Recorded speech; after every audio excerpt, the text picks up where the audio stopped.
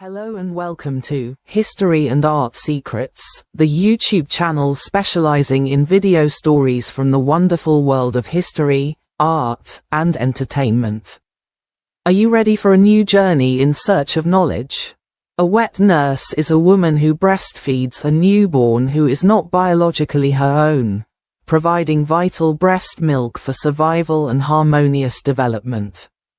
In many eras and cultures, from ancient Mesopotamia to 18th century Europe, the wealthy classes employed this service when the mother was indisposed, deceased, or deemed breastfeeding inappropriate. In addition to providing milk, the wet nurse established a daily relationship with the child, also taking care of its hygiene and watching over it at night.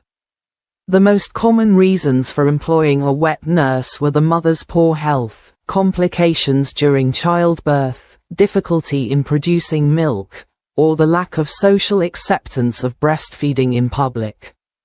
Among the upper classes, breastfeeding was seen as a servile task, incompatible with aristocratic obligations.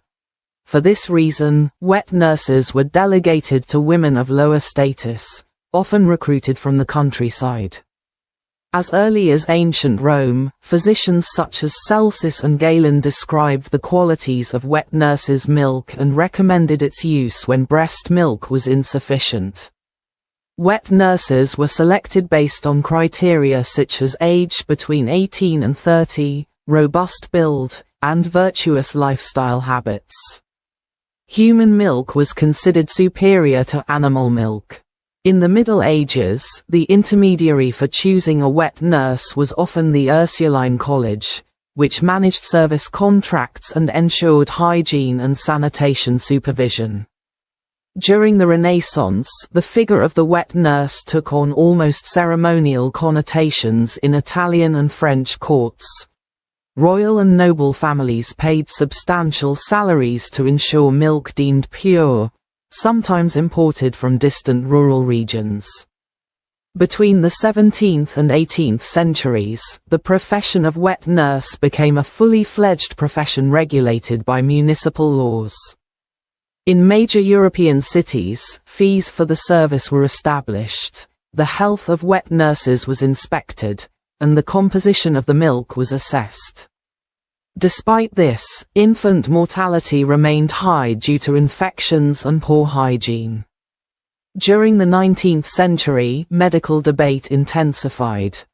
Midwives and pediatricians denounced abuse and excessive breastfeeding beyond the natural limit, which weakened the wet nurse and exposed the child to contagious diseases.